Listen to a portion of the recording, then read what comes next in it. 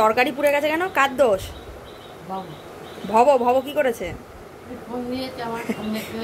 না ফোন দিয়ে তোমাকে কি করে দিয়েছে ভব? এবারে আমি বলি, ভবর যত যত ফোন টোন কেনে যেইগুলো ব্যবহার মানে আর পরের দিকেও করে না, নতুন ফোন কিনলে আগের ফোনগুলো আর মানে বিক্রি করে না, সেগুলো আমাদের দিয়ে দেয়, ইউজ করি, ভালো ফোনই আমি করি, কখনো মা করে, মা বাবাও করে। এবারে এত ফোনের নেশা হয়ে গেছে, হবে না কেন, সারা দিন আর রাত ওই জগদ্ধাত্রী দেখতে থাকে ফোনে, টিভি অথচ টিভিতেও দেখে, কিন্তু মায়ের ফোনের মধ্যে সারাদিন ওই সমুদ্রের মতন ঢুকে যায়।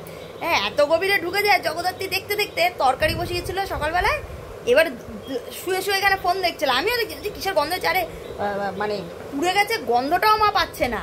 আমি যে দেখো তোমার তরকারিতে পুড়ে গেছে, শাক ভাজা না কি বসিয়েছে, গিয়ে বলছে যা তরকারিটা একটু একটু লেগে গেছে, সব ভবর দোষ। ভব আমাদের ফোন টোন দিয়ে গিয়ে এমন নেশা করে দিয়েছে, স্মার্ট বানিয়ে দিয়েছে, আমরা ফোন ছাড়া চলতেই পারছি না, যার জন্য ওই ফোন দেখছে, এত ফোনের নেশা। বাবা মাঝে মাঝে এসে যখন বেল বাজায় তাও শুনতে পায় না মা, কি করে শুনবে, জগদ্ধাত্রী দেখে তো, জগদ্ধাত্রীর নেশা এত, দেখতে দেখতে ফোন দেখতে দেখতে কোনো অন্য ভিডিও দেখছে, কোনো বাংলাদেশের ভিডিও কিছু দেখছে, এইসব মজার ভিডিও দেখছে, আর আর শুনতে পাচ্ছে না, ফোনের এত নেশা হয়ে গেছে, বলছে ভবদ্দোষ সব।